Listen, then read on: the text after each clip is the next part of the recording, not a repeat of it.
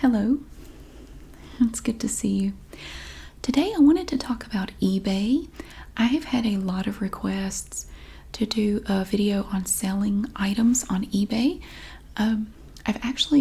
When I first started my channel, I think one of the first videos I did was about selling things on eBay. I think I made a couple videos about it because back when I started this channel almost 5 years ago, I was still a very active eBay seller. I sold tons of stuff. At any given time, I would have several hundred items listed, and I was putting about 20 hours a week into it on top of my full-time job. So it was a really good way to make some extra money. So I would work on it at night and weekends, just whenever I had time to do it. And but so if you're interested, I'll put a link in the description to I know I wanted at least one other video I've done about it. I'll put a link in the description to that video, but it was like 2015, I think, when I made that video, but I'll post it. First, I wanted to tell you about my nail polish. Several people asked about it. I should have put the name in the description of my last two videos. This is, I'll show you. This is Salon Perfect Neon Pop. It is Myrrh, let's see, wait. Okay, Myrrh, M-E-R-made, M-A-D-E, Mermaid of Money. That's the name of it. I think a subscriber recommended this to me like a year ago, and I bought some back then, and this is probably only the second time I've ever used it, but it's, okay. That is two coats of Mermaid of Money. I do notice when you put it on, it's kind of thin and it doesn't go on terribly evenly at first. I did a coat of Revlon Quick Dry base coat under it, and then 2 coats of Mermaid of Money, and then a Sally Hansen Quick Dry top coat over the top of it. Or is it called, what is it called? Big Quick top coat, something like that. It comes in a little square bottle. So yeah, that's what that is. So it is a really cool color. I do like it. It looks like summertime to me. I've been an eBay seller for 21 years. I don't do much with it anymore. I used to do a lot. Back in, I would say the busiest years for me would have been 2015 and 2016. I sold a ton of stuff during those years. Especially 2016, because I was trying to save up money because I was gonna buy a house, and I was saving up money for that because if going through buying a house, it's so expensive up front to do that. There's so many things you have to pay for. So I really sold a lot in 2015 and 2016. So let's see, when did I buy? I bought it in 2017. So I was doing a lot then too. So, but anymore, I don't do a lot of eBay stuff. I still list things. Every now and then. I think right now I have maybe 8 or 9 items listed. I always have a few going all the time. And one reason I do that is because, well, 2 reasons. One reason is because they change their listing procedures from time to time. They just kind of gradually evolve over time. They have become a lot easier. It is way more user-friendly than it was 21 years ago. It was totally different back then. It could be very frustrating. It's a lot more intuitive now, the listing process. It's pretty self-explanatory. But when I started in 1999, I listed my first item in April of 99. When I first started, it was very frustrating because it was kind of hard to figure out what you needed to do in the steps, and sometimes, and maybe it was my internet connection, but sometimes you would get almost all the way through your listing and then it would just crash and it would just wipe everything out and you would have to start over, and it was really frustrating. But yeah, it's way easier now to list things than it was back then. It has definitely gotten easier. That's good. But I like to list things occasionally just to stay in practice in case I ever want or need to go back to doing that. I can tell you, as a single mom, back around 2008 on, it was really rough financially for me with, a baby and a very small, a 4-year-old, and it was tough, very tough financially. And there were many times that eBay sales put food on my table, paid my power bill. It helped me pay for things, pay for daycare. When my kids were really small and they were both in full-time daycare and I was working full-time, I was having to pay $1,100 a month for daycare, just daycare, and I was not getting any help to pay for it. I was 100% responsible for everything. But eBay was wonderful, and I will always be grateful for eBay and the opportunity to use eBay to, find things to sell and make some money on. It was a lifesaver, especially back when my kids were really small. And I was not making much money back then. So it was great. And but unfortunately, I would say that anymore, I don't recommend eBay as readily as I used to. If you're looking for a way to make extra money, you still can, and it's anecdotal, but it seems like anymore when I list things for sale on eBay, they don't sell like they used to. Even if you look at identical items listed by other people, it's like they're not showing up in the searches, even though I've confirmed that the title and the description and everything are accurate. I don't know. I know they manipulate the searches in eBay, and they didn't used to do that, but they do now, where all the big sellers show up at the top of most searches, and individuals like me, just regular people, your stuff is going to show up way further down in the search, so people are less likely to see your item. And that has definitely gotten worse over, I would say, the last 5 years or so. It's gotten really bad. So it's harder. I think it's harder to sell things unless you're one of the really big eBay sellers. The ones that sell tens of thousands of things a month, where they keep their inventory in warehouses and stuff like that. I can't compete with them. Of course, they have an option, I think, where you can feature your item. You can choose to pay to have it featured, but it's expensive. And you probably would only use that for big ticket items, not, just little stuff. But you can still make money. I still sell things from time to time, and it's been wonderful because I've been able to use it to sell some of the wreaths that I've made for charities. I started doing that last year when I started making wreaths for every occasion. We've done Halloween, Thanksgiving, Christmas. I've done just some generic wreaths, just different colors. We did Valentine's Day, St. Patrick's Day, Independence Day, and I just picked different charities. I've now donated money, I think, to 5 different charities. And it's wonderful that I have eBay as a platform to do that on. Although if you want to sell something for charity on eBay, I will tell you about my experience trying to use their charitable donation option. It's not self-explanatory at all. There are no instructions on after you sell your item and you get the money. It doesn't tell you what to do next. There's just nothing. Apparently what you're supposed to do, and I found this out the hard way, after you sell your item, and you can choose the percentage of the money that will go to a charity, and you pick the charity, you select the charity, and apparently what you're supposed to do is wait for eBay to send you an invoice, and then the invoice will be for the money that's going to the charity that you selected. And then eBay will collect the money from your PayPal account and send it to the charity themselves. I was not aware that that was how you were supposed to do it. And in my case, I listed 2 wreaths using the charitable option to donate 100% of the money to the charity.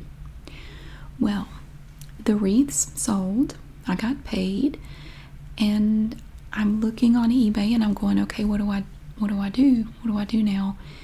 And there was nothing. There were no instructions there. I tried the community tab. I couldn't find anything on there. I contacted eBay.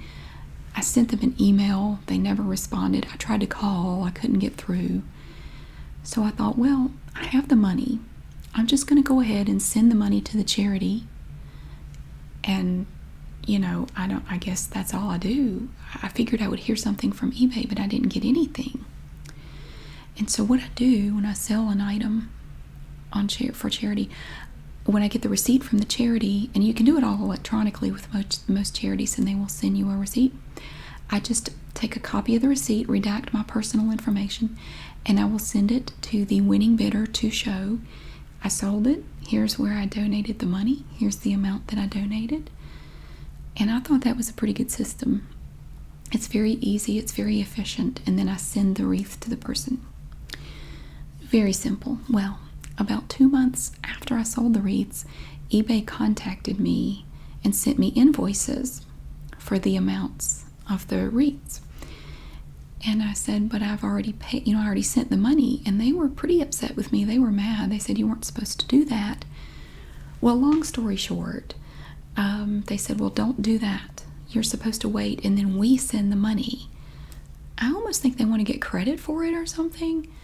And I said, don't worry about it. I just won't use your charitable donation option next time. I don't want these charities to have to wait 2 months to get this money.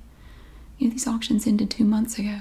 Anyway, it's a bit of a tangent, but if you do want to sell an item for charity, it will show up higher in the searches.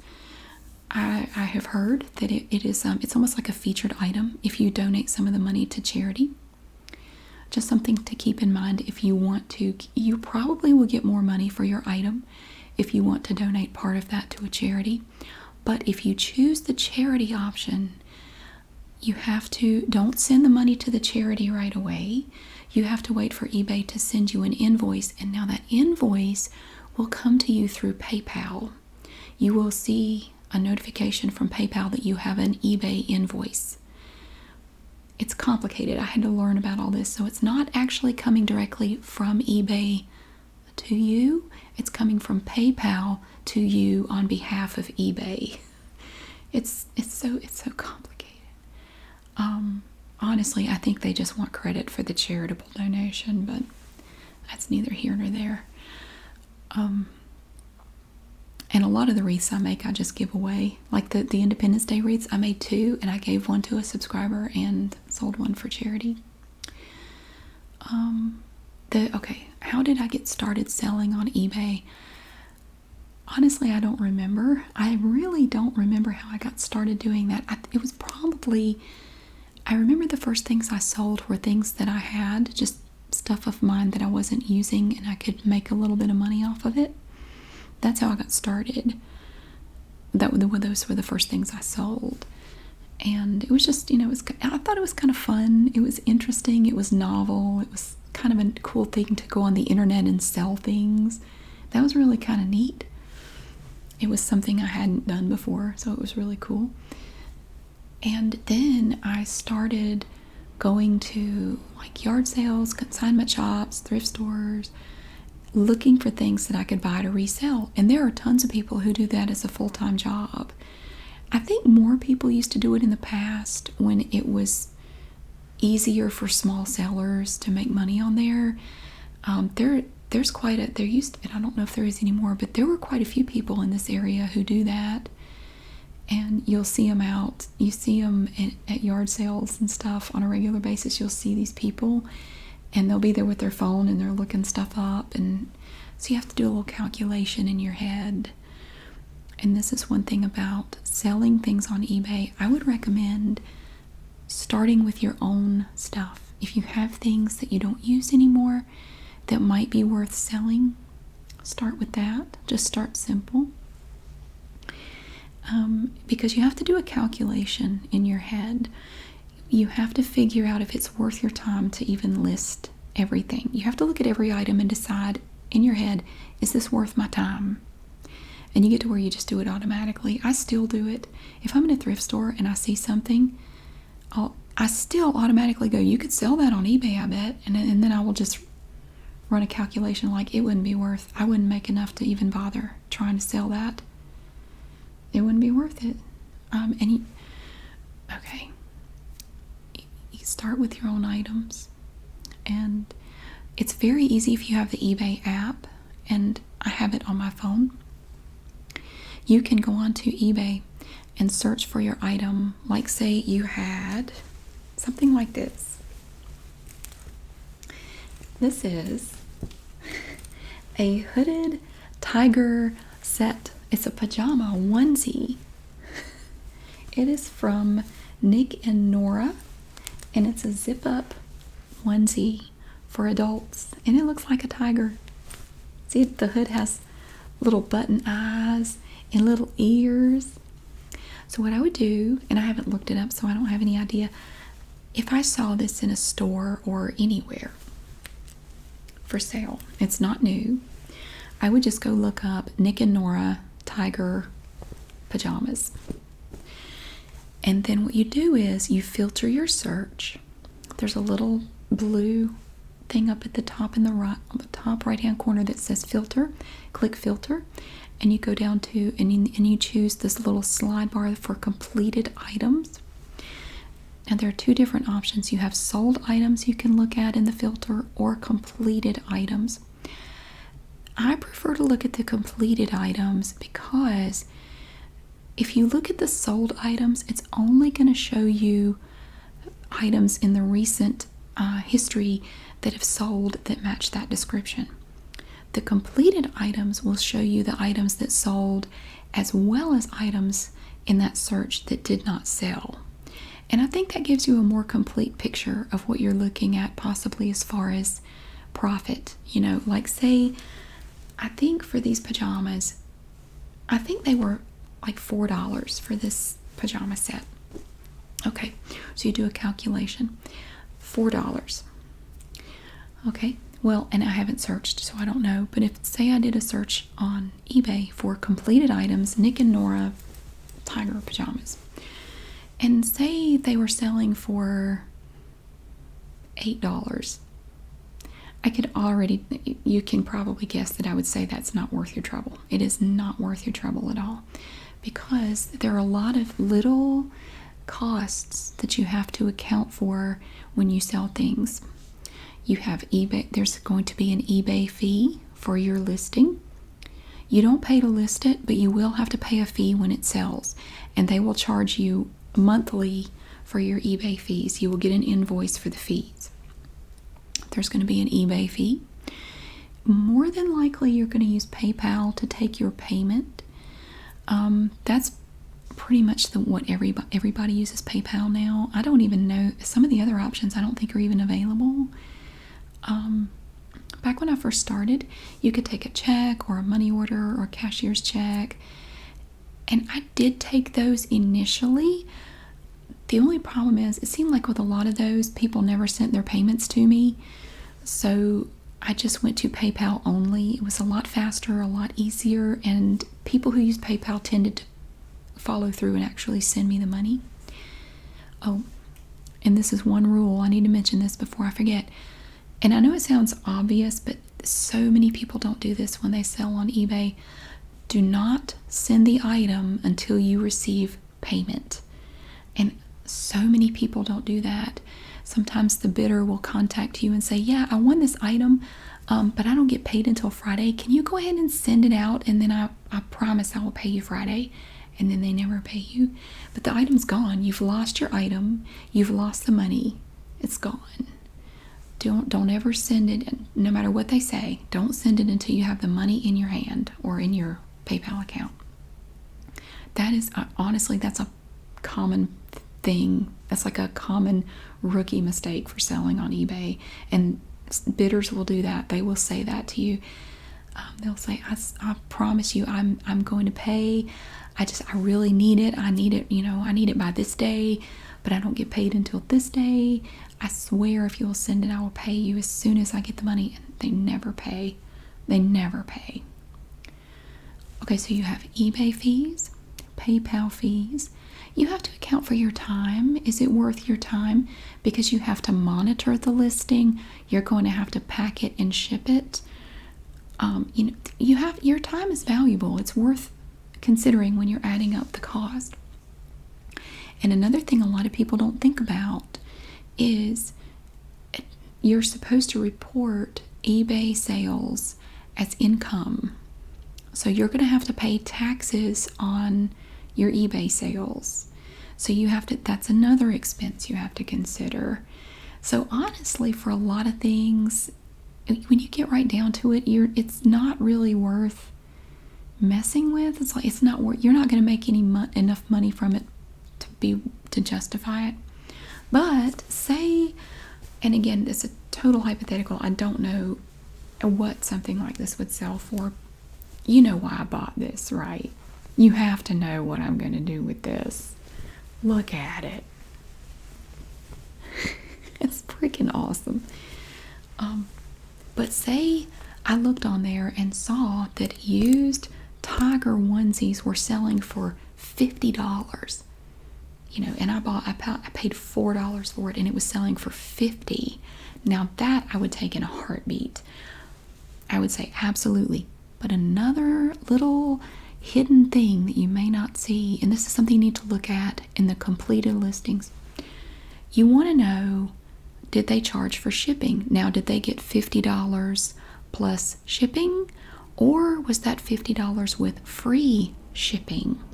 Because if it's $50 with free shipping, for something like this, I would estimate, and I've sold thousands of things on eBay.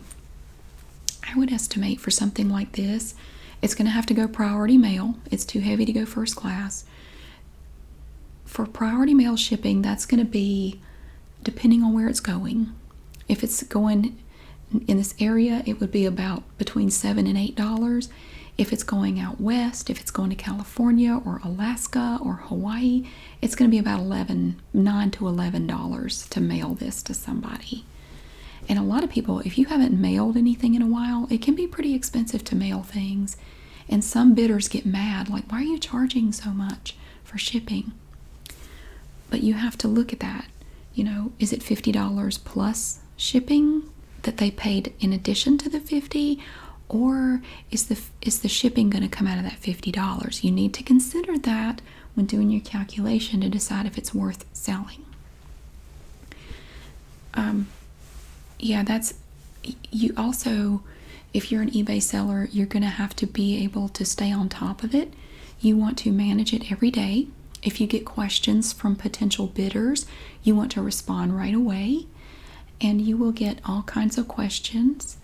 Another thing you can do that can help eliminate some issues, and I had to learn this the hard way, when you do the shipping for your item, if you're going to charge the buyer shipping, do calculated shipping.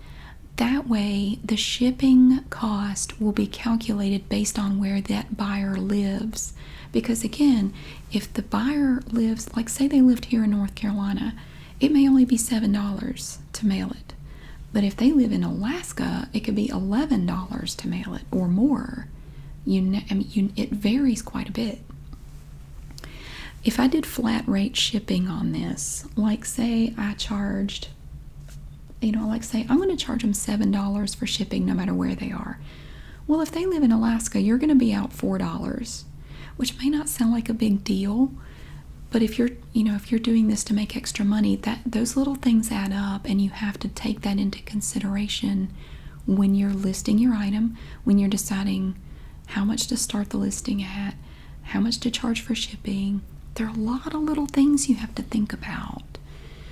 I know it sounds complicated, but trust me, after you do it for a little bit, it becomes second nature. Like, I could do it in my sleep. I could probably list this in my sleep without even having to give it any thought at all.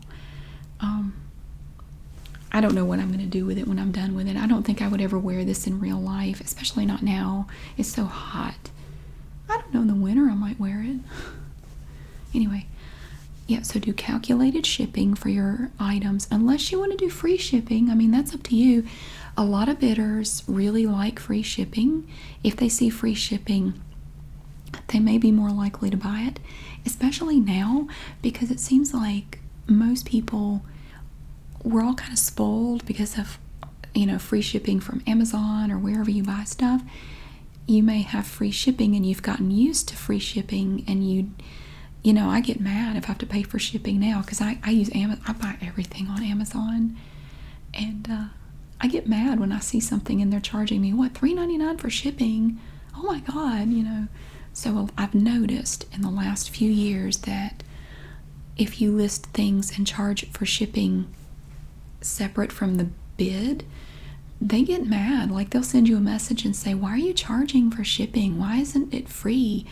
And I just tell them, well, if I were going to make the shipping free, I would just jack up the price of this item by at least $10. I mean, you're going to have to pay for it one way or the other. And they still don't like it. I usually do my shipping separately, just because I prefer to. I don't know. That's just the way I prefer to do it. Also, you have different formats for selling things. You can do an auction, which I no longer do auctions. I've done a few with my I normally do them with my charity wreaths, but somebody tampered with my Independence Day wreath listing and ran it up to $3,750. And if that had sold, they wouldn't have paid. I would have to file a claim against the bidder. I would have to wait like 7 days for them to respond, and it would drag it out. I had to cancel the listing. So when I canceled it, what I did was I relisted it at a fixed price auction. That's your other choice. And I usually will list my things as a fixed price. And I'll tell you why. With a fixed price auction, okay, with a regular auction, you start the bid at whatever you want. Like, if I was going to list this as an auction, you have to decide what you want the starting bid to be. Now, for me, I will look at this thing and say, what is the least amount of money I would take for this? What's the least I would take for this thing? Well, again, you're going to do the calculation. I paid $4 for it.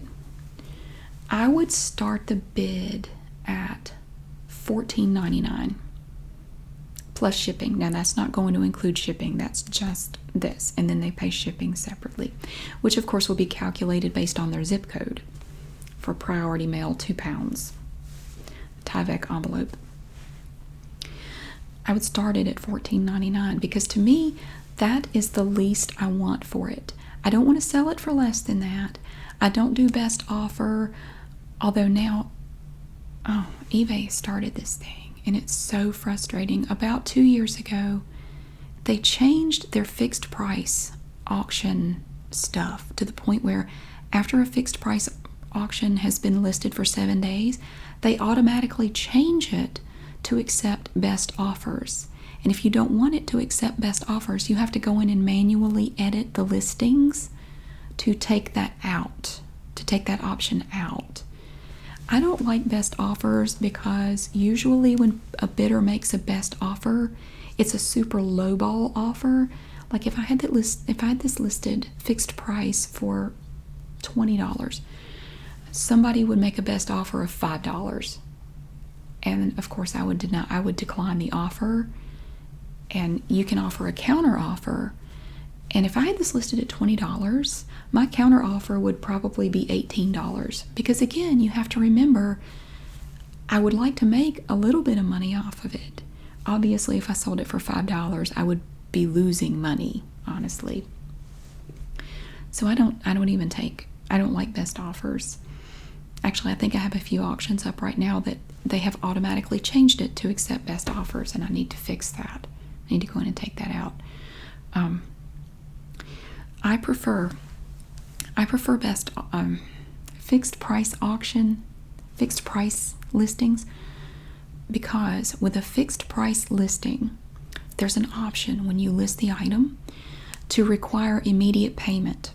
And that is, trust me, you want to do that. A real problem on eBay, and eBay, in my opinion, is not dealing with it adequately. They are not. I have contacted them about this numerous times, and they have not addressed this problem. There are for whatever reason, there are so many bidders on eBay who will win an item from you. Like if you're doing an auction, they will win and then never pay you. And you have very little recourse as a seller. You can't really do anything to them. You can file an unpaid item claim. It really has no impact on that bidder. They can do it over and over again, and it doesn't seem to affect them. eBay is not concerned with people who do that. It is a major waste of time. It is a major waste of resources. You don't have the option to require immediate payment with an auction. That's not an option for that. But when you do a fixed price listing, now you have to look for it. That's another thing, especially if you're using, I don't have my phone over here. I would try to show it to you. I wouldn't be able to. If you use the eBay app to list things, I can't speak to the desktop because I haven't listed anything on the desktop in ages. I do it all on my phone. You go down to the very bottom while you're listing it. I think it's under the last tab that you can edit. Go into that tab and you have to look for it. And look, and there will be a thing down there that says require immediate payment. And you want to click the little slider bar to require immediate payment. That means if someone comes along and they find your listing, they cannot, if it's a buy it now, a fixed price auction, a fixed price listing, it's not an auction, they have to send you payment before that transaction is completed. They cannot bid on it. They can't do anything until they send you the money for it. And I did the wreath that way because other people were clearly tampering with my listing when it was an auction. And I thought, I'm going to relist it, but I'm going to require immediate payment so they can't also tamper with this listing. And I sold it within an hour, and that was awesome. I got $100 for it. And I have sent the payment to the Gary Sinise Foundation.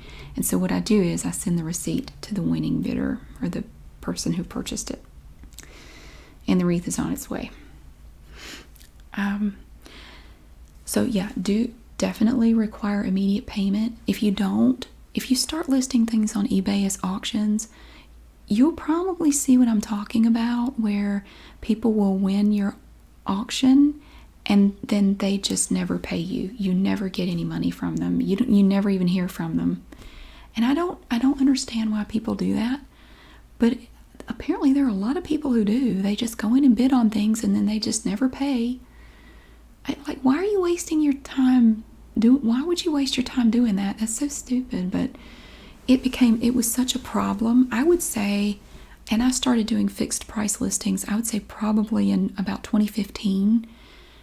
Because it had gotten to the point, even 5 years ago, it was at the point where I would say out of all my listings, about 20% of them, 20 to 30% never paid.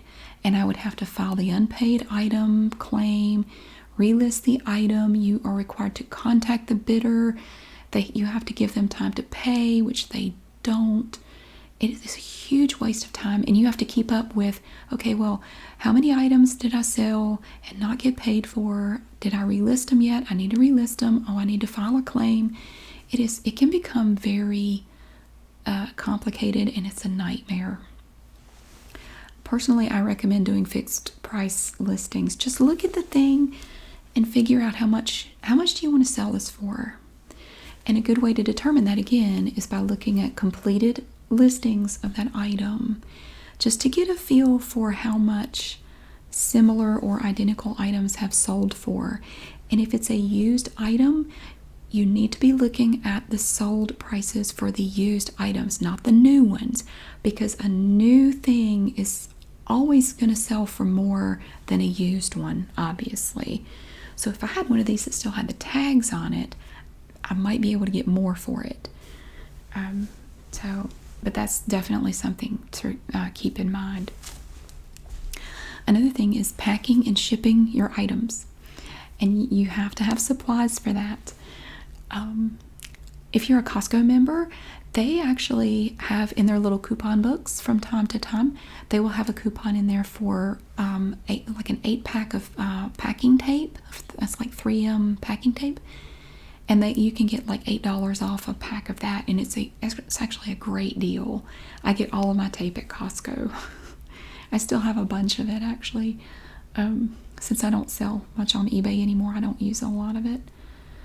And another thing, you can get free shipping supplies from the post office. If you go to USPS.com, you can order shipping supplies and they will send them to you for free. You don't even have to pay for them. You can, if it's priority mail boxes, you can look at your options.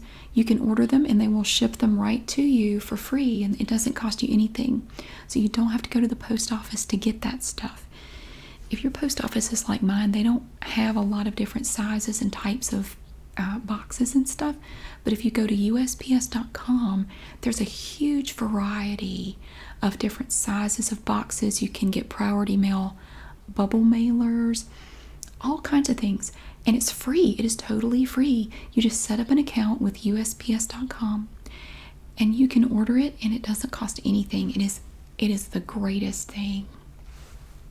And even if you don't sell on eBay, if you just mail things on a regular basis, that might be useful. That you can get priority mail package stuff, packaging that way for free, and you can also get express mail stuff. I don't ever send anything express mail, but let's see. So you can get those for free, and you probably, if you sell a lot of stuff, you'll do like I did and start saving boxes when you get stuff in the mail. You just hang on to your boxes and packing material, and I would just reuse that stuff to package things that I was going to send. It was a good way to reuse that stuff. Instead of just chucking it in the recycle bin, you can reuse it. And so, another thing, craft paper is your friend if you sell things on eBay. Sometimes you will find that you have an item and you're looking at it and you're going, how am I going to mail this? I don't have a box that this will fit in. Well, if it's not fragile, you can actually you can get these big rolls of craft paper. You can get them at an office supply store or Walmart or wherever. Just a big roll of that thick brown paper, the craft paper. Kraft, I think. Yeah, if you want to search for it. And I always keep a couple of rolls of craft paper here, and I found with the wreaths it has been a lifesaver. Because the wreath is a perfect example. It's a big item. They're big, and if you want to put that in a box, it's going to be an oversized box. And I'll give you an example of why this is bad. The first few wreaths that I sold for charity and mailed to people, I didn't use the craft paper. I couldn't find a box big enough to put the wreath in, so I had to go to the UPS store to get a box big enough. And so the box was $5. And then when I took it to the post office, they weighed it and they said, well, okay, it's going to have to go priority mail. I said, that's fine. I figured. And they said, well, before we measure the box, your shipping is going to be, it was $8, I think. It was $8. But when they measured the box, because they take all the measurements, and that can affect your shipping price. When they put that into shipping, it went from $8 to about $45. And that hurt, that stung. And I'm going, oh my, $45? And they said, yeah, because it's an oversized box. It was like 20 inches square, and I can't remember how tall it was. $45. So if it's not breakable, and if it's not going to get damaged, you can take craft paper, and the wreaths are really easy because I can just roll the paper out, fold it over, and after you practice, it gets easier. I just wrap it like a present basically, and I use my packing tape, and it can get squished and it's not going to hurt it. So it's smaller and it's lighter because you don't have the weight of the box. And I can usually mail the wreaths in the craft paper for around $10 to $15, so it's way cheaper. And that can be a useful thing for other things if you sell them on eBay. It can save you a lot of money. Oh, another thing I don't do, I don't sell fragile things on eBay. Personally, I have really bad luck with mailing fragile things, and it doesn't seem to matter how carefully I package it. It always gets broken or damaged on the way. It always does. I don't think I've ever mailed a fragile thing that got there in one piece. I don't know if they're playing kickball with these packages. I don't know what they're doing, but it doesn't matter how careful I am to package it. One really good example, I had these crystal candlestick holders, and they were mine. Somebody gave them to me or something. I never used them. And so I put them on eBay and I sold them. I took styrofoam and painstakingly with an X-Acto knife cut out, hollowed out a shape to set the candlesticks in, and then encapsulated it in more styrofoam, and then wrapped it in like bubble wrap and put it in this big oversized box. It was super padded, and I was totally confident. I said, this time I'm going to mail something and it will get there. When they got it, both of the candlestick holders, when they opened it, they had snapped in half. They were broken in half. And to this day, I don't know how that was possible. The box was not damaged. It wasn't crushed. They were both broken in half. They sent me a picture of it, like, with the thing laid open and the styrofoam, the top off, and they were both in there broken in half. So when that happens, you have to give them their money back. So you're out the item. I'm out my crystal candlestick holder, my candlestick things. I'm out the item, and I'm out the money and the shipping and everything. I refunded everything because it wasn't their fault. And I know they say, well, you can file a claim with the post office. In my opinion, it's not worth the trouble. I tried to do that a couple of times with things like that were damaged, and I got nowhere. They would ask me, well, can we see a receipt for the item? How can we see a receipt for where you purchased this item? It's like, I don't have a receipt for these candlestick holders. Well, we can't really do anything for you then. And I never got any money from them. Even though they were mailed priority mail, and I know there's insurance with that, they never compensated me for it. So, you can try to file a claim. Maybe you'll have better luck than I did. I wouldn't even bother anymore. Another good thing, if you're looking at the free supplies on USPS.com, one of my favorite things to mail things in, like this right here, and it works great for any clothing item or shoes or just anything not too big or breakable.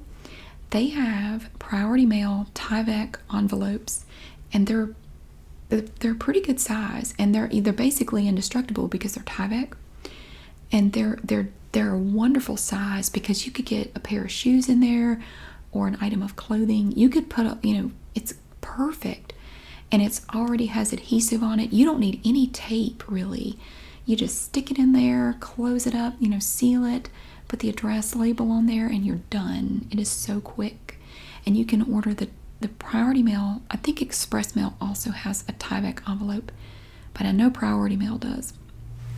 And my post office usually has some, so I usually just grab them at the post office. But they're wonderful envelopes because another good thing about them, they're super lightweight, so they're not really going to add any weight to the package weight.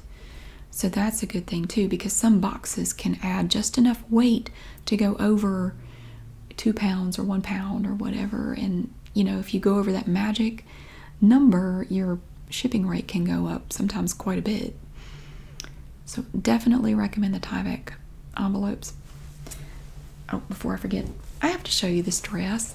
I found this at Goodwill today. Look at this cute little thing. Look at this little dress. Look, it has rhinestones and sequins on it. It's beautiful. It's just precious. Now, I know in theory this is a dress, but if you wore this, your ass crack would be hanging out like all day. I would have to wear shorts under it. Is that not cute? Look, it's red, and then it just fades into white down here. It's just cool. It's very sparkly. I paid $4.99 for that. I wonder who would wear that. You might see it later.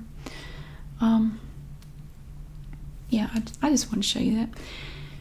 What else? Okay. Oh, if you start selling a lot of stuff on eBay, what happened to me might happen to you, where if people find out you sell things on eBay, they will come to you and want you to list their stuff on eBay. And I don't think people realize how time consuming that can be. And that happened to me numerous times. I would have people at work or just people I knew go, "Hey, I have all this stuff. Would you list it on eBay for me?" Like, it would take me all day to list all that stuff. And they don't really think about that. Plus, all the stuff you sell for other people, you're going to have to count as income for yourself. And you're going to have to pay taxes on it. You're going to have to keep up with the listing. You're going to have to pack and ship it. And a lot of people don't realize how much time and money it takes to do that kind of stuff. I don't think they mean any harm by it, but if you start selling on eBay and people find out, you will probably have people want you to list stuff for them. And what I started doing was, I started telling people, okay, well, I get 50% off the top of everything I sell for you. And they don't like that, but look, I'm going to have to pay all the eBay fees, all the PayPal fees. I'm going to have to monitor the listing, answer any questions people have about it. I'm going to have to deal with any issues that come up with the listing. I'm going to have to pay taxes on that money. I'm going to have to manage everything about it from start to finish. And that takes money and time. And yeah, I'm going to take 50% right off the top. And for most people, they just say, "Oh, never mind," and I know it sounds excessive, but if you start selling on eBay, you will see exactly why I do that. Because otherwise, if I charged 50% right off the top, I wouldn't even make any money, really. If you account for my time and all the money that I'm going to lose for that listing, I'm not really making any money. And my dad, bless his heart, at one point he was telling people that had things they wanted to sell. For some reason, he was having them call me, like, "Oh, you can list this for them?" And I would have to tell him, if I list that for them, they're going to have to give me 50% off the top, right off the top. I'm sorry if they're your friend, but I'm not giving them a special deal. And he was giving people my phone number, and this person called me one day, this guy called me and wanted me to list his bass boat on eBay. He said, "I want $5,000 for it." I said, "Well, I get $2,500. I'm going to have to take $2,500 of that $5,000. He said, "What?" I said, "Yeah." I said, "Do you have any idea what eBay is going to charge me if I sell that thing for $5,000? It is going to be a lot of money. I don't even know what the percentage would be, but it would be a significant chunk of money. And then when I get paid by PayPal, PayPal is going to take their chunk of money out of it. And then I have to coordinate delivering a bass boat to someone, God knows where. And yeah, $2,500. And they said, "Well, I don't know that I want to do that." I said, "It might just be better to just list it in the paper, just put it in the classifieds or something. I think that might be a better answer. You can list a bass boat on eBay if you want to, but I had no desire to list a bass boat." So I finally just had to tell my dad, "Please stop giving out my number to people." And I had to explain, look, I think he was just trying to help me. I think he was trying to help somehow. But bless his heart, I think he meant well. And so he quit doing that, thankfully. But people, if you do list things for people, more often than not, they're going to expect to get more money out of it than they realistically can. And this is another thing if you're selling on eBay for yourself. You have to let go of the thought of how much you paid for that item, because how much you paid for it may not reflect how much you're going to make on it. A good example, I had a former coworker come to me one day and say, "I have a purse that I was wondering if you could list it on eBay for me. I don't know how to do eBay, blah, blah, blah. Can you do it? You could do it way faster than I could do it." And I said, sure, yeah, if you will bring it to me, I'll be glad to do that. But I'm gonna have to charge you. And for her, I said, "Oh, look, I'm gonna have fees and stuff," and she was fine with giving me some of the money. But she said, "Now, it's a really nice purse. I paid $70 for it." And I said, "Okay," but now it was used. It was not brand new, and I can't remember what brand it was. But she could not let go of the fact that she paid $70 for that purse. So she brought it in, and I'm looking it over. I'm looking at the inside. I'm inspecting the seams and looking at the strap, and it was. I would say it was in fair condition. If I saw that purse somewhere, I wouldn't have bought it to sell. So she goes, "Well, I paid $70 for it. I won't take less than 50." I said, "Well, we need to go online and see what this purse is going for." She said, "Well, I won't take less than 50." I said, "Well, let's just look and see what they're selling for. I don't know." So we go on there and we search for that specific purse, used. She said, "Well, I want to see how much the new ones are." I said, "It doesn't matter because yours isn't new and you're not going to be able to sell it as a new purse. It's clearly not new." Well, we searched for it, and it looked like that purse in that condition was selling for around $10 plus shipping. So I said, "It looks like the most you're going to get for it is about $10. I'm sorry." And she's looking, and she goes, "Well, search the new ones." I said, "But it's not really relevant here because it's not new." "Well, I want to see what the new ones are going for." So we searched, and we found a couple that were new with the tag still on them. And even the new ones were only going for like $20 to $25. And she said, well, I won't take less than 50 because I paid $70 for that purse." I said, "You're never going to get $50 for that purse. It's never going to happen." Well, it was $70. I said, honestly, it doesn't matter that it was $70. eBay bidders are not going to care what you paid for it.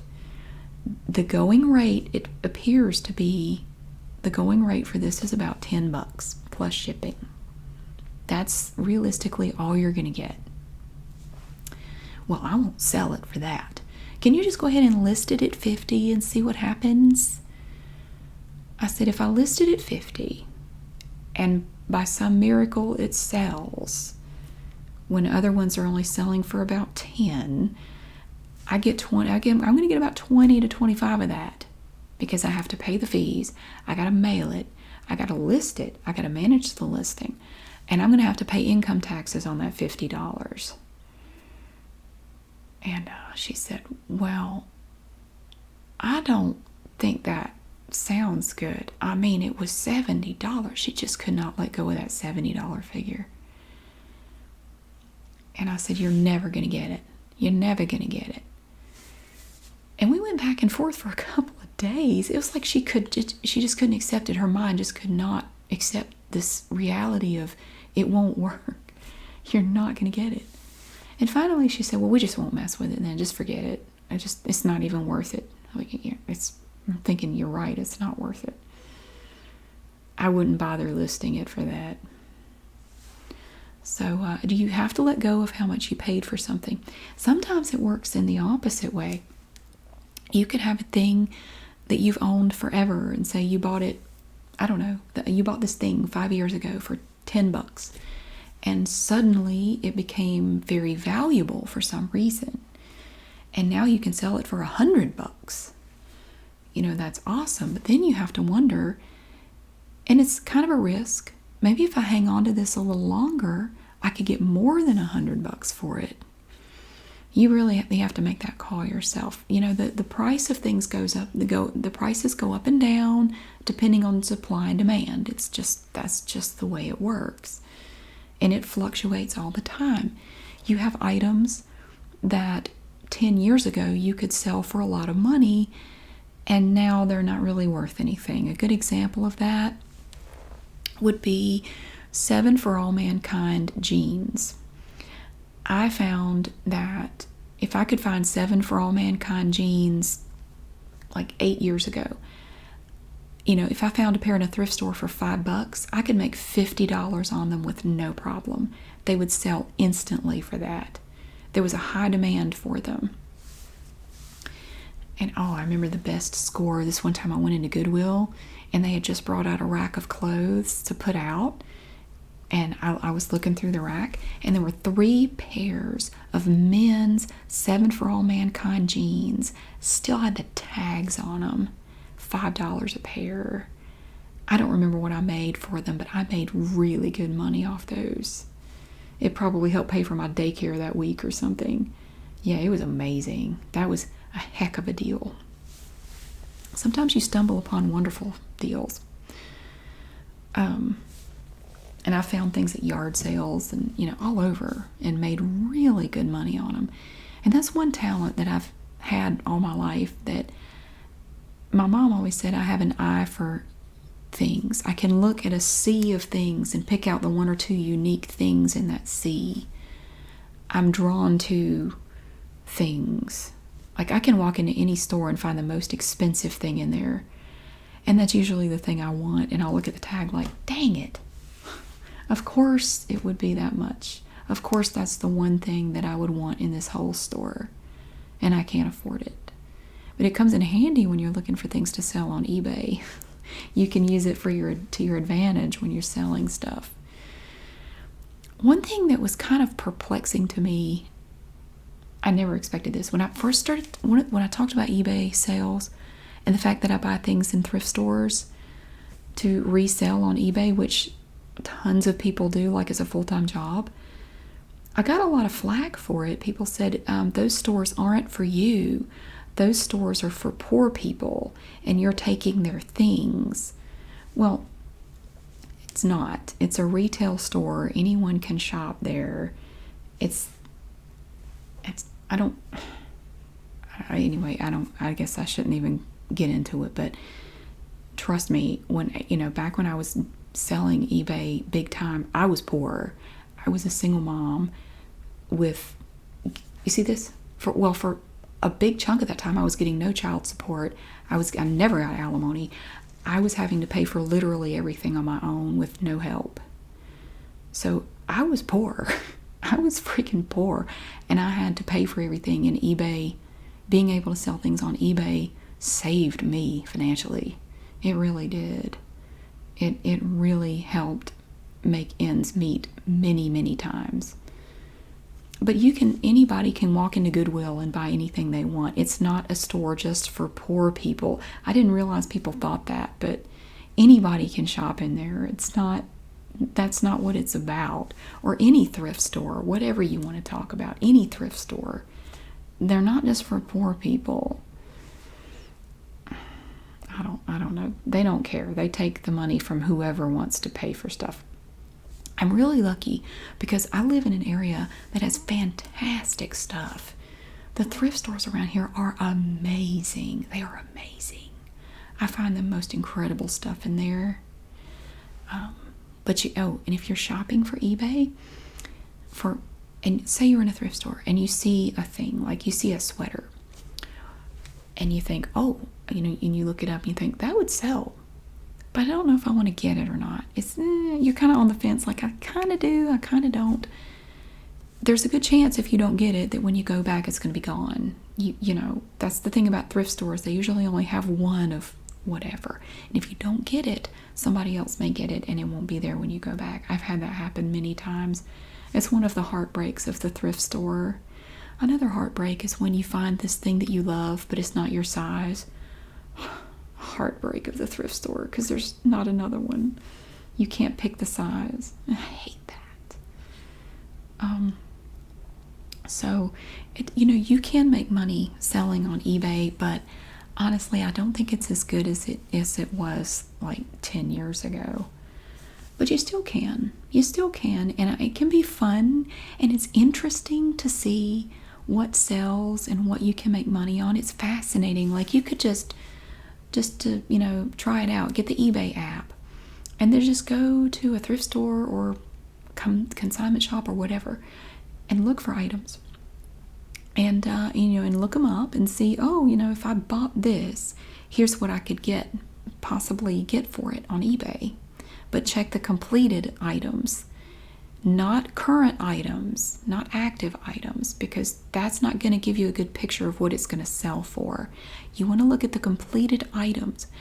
And if you're looking at the completed items and they're all in red, all the ones in red are items that did not sell.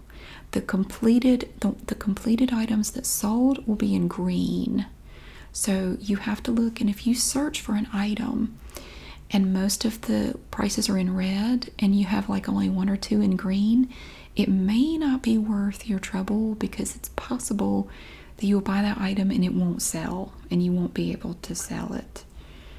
But if you do the completed search and you see a ton of green and you like the prices you're seeing, it might be worth your while. But that again is why I look at the completed items, not the sold items. Because if you look at the sold items, they're all going to be green, and it may give you the impression that if you list the item, you're going to sell it, you're guaranteed to sell it. But then if you look at the completed items, you may see a ton of red and go, oh wow, like tons of these didn't sell. So it may sell and it may not.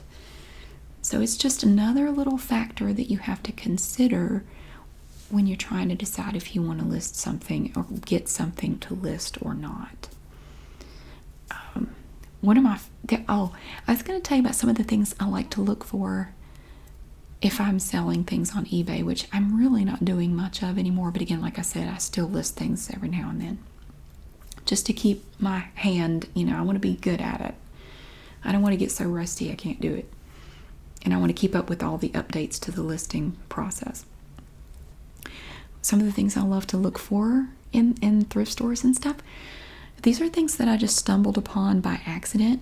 Now, 7 for All Mankind jeans used to be one of my favorite things to look for, but really, they don't sell for that much anymore. I mean, they kind of do, but they don't really go for much unless they're brand new. They don't go for as much as they used to, that's for sure. True Religion jeans don't go for as much. Miss Me jeans used to sell for quite a bit. Miss Me, True Religion, and 7 for All Mankind, I knew I'd always make money on those, but anymore, not really. They don't really go for that much. One good thing to look for, and I've only found a few of these, but I get so excited when I find one because these are a jackpot. Go to the men's sweaters and look in the women's sweaters too, because sometimes they get stuck in with the women's sweaters. Look for Coogi, or Coogi, vintage Coogi, or I don't know how you say it, sweaters.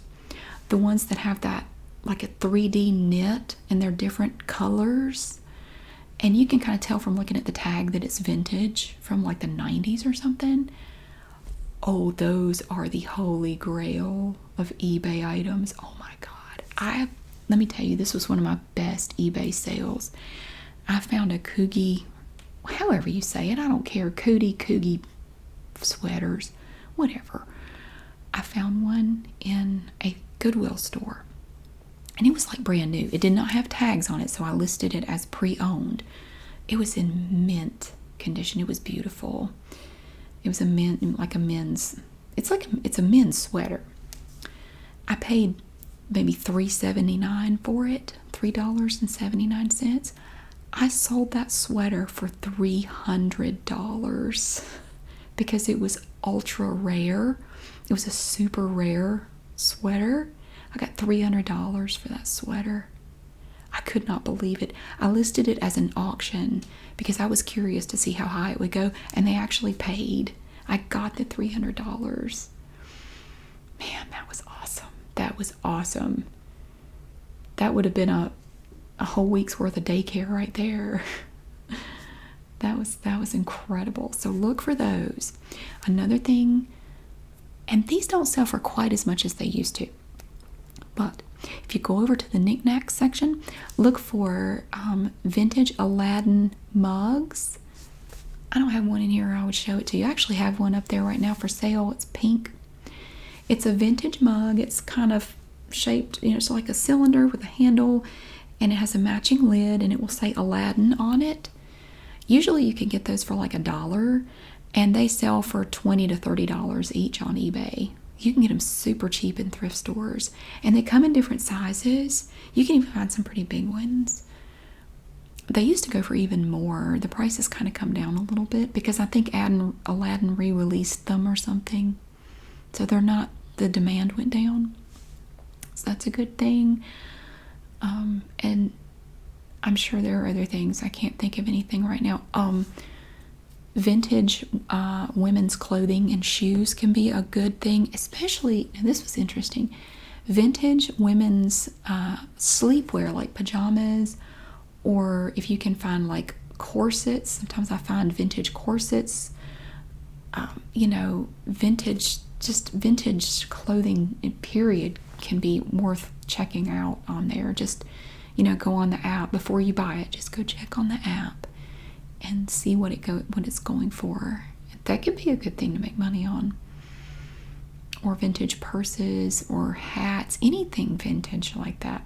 Men's and women's. You can usually make money on that stuff.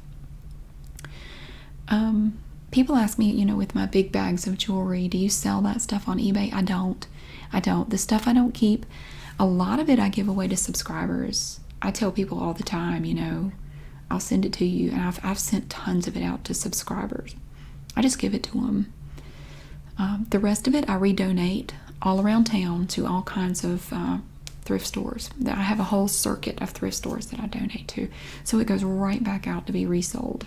I don't keep it. 99% of it I don't keep, and I don't sell it, because in my experience, bulk jewelry, you're not really going to make a lot of money on it. People just don't want to pay for it. Plus it's heavy, and taking the time to list things individually is, unless you have something really special, it's really not worth the trouble. It takes a lot of time, and you're just not going to make much money on it, if you make any money at all. So I would, even if I were still an active eBay seller, I wouldn't bother trying to sell that stuff unless I found, like I said, something really special in there. But I just give it away. I would rather just give it to somebody and let them enjoy it, or donate it to be resold for whatever cause they're raising money for. There are some great thrift stores around here that raise money for all kinds of local, charities and stuff. It's awesome, actually. So I just spread it out, let them have it. That's about it. I can't really think of anything else. It can be fun. It can be interesting. Potential bidders will ask dumb questions. Oh, here's one that you'll get, and this always kills me. Like, let's say you have this listed for $20.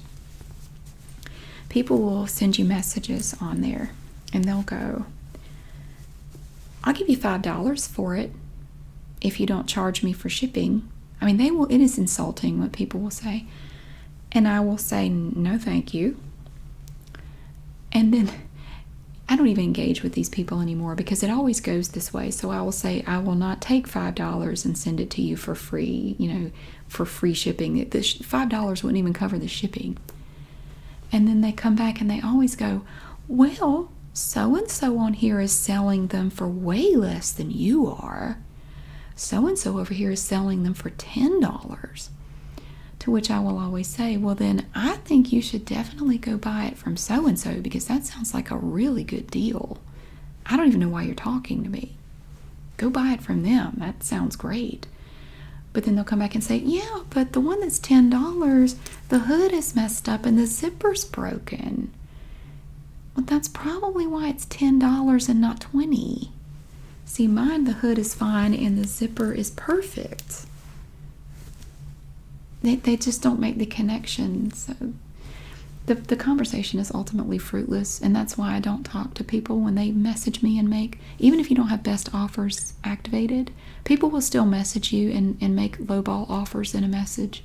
I just don't respond to them anymore, because it's insulting, and trying to engage with them is just a waste of time, because that's the way it always goes, 100%. And people will yell at you and say you're charging too much for shipping. And I always have to tell them, you need to get mad at the post office then, because the shipping is calculated based on where I am and where you are. That is the calculated shipping price. That when I go to the post office and mail this, that's what it's going to cost me. So if you think it's too much, you need to complain to the post office. I do not determine that price. It is calculated based on where you are in relation to where I am. So it can be frustrating sometimes, because you have to deal with stuff like that, and people will try to scam you, and they'll just try to get stuff for free. Basically, there's a lot of that, and so you have to choose how to handle it. But it can be interesting. It's kind of a fun hobby if you're curious to see what you can sell. And like one time, I was curious to see if I had this cup from a motel. It still had the plastic on it. I don't even know why I had it. It was just a generic cup from some chain motel. I don't even know how I came to have this cup. It was from like a Holiday Inn or something, and I don't think I've ever stayed in a Holiday Inn in my life. I don't know why I had it. But anyway, I had this cup. It's just a paper cup wrapped in the little plastic stuff. And it just, as a laugh, I listed it. I thought, I wonder if I could sell a paper cup on eBay. Just curious. I sold it. I got 2 bids on it and sold it for like $3 plus shipping. Somebody bought that cup. I guarantee you, whatever you want to sell, somebody out there may very well want it. Maybe somebody collects cups from motels. I don't know. People collect weird things. So it can be a lot of fun. Sometimes it's frustrating. If you have a lot of things listed, it can be labor intensive and it can take up a lot of time. But it might be worth trying out if you're looking for something, to make an extra $1 or $2. Yeah, but start by going through your own things. Look through your closets and your attic and, just anything that you don't use and you don't need. Look on eBay and see if it's, is it worth my trouble to list this? Maybe so. Maybe you'll find something that's worth a lot. You never know. So, yeah, but I don't do much with eBay anymore. But every now and then I list things. So, but that's just a little updated video on selling on eBay. And again, I'll put the link in the description to the other video I made like 1,000 years ago. And I will just link that and you can see that. And I hope you enjoyed it. And I hope you have a wonderful day. And I'll see you again soon.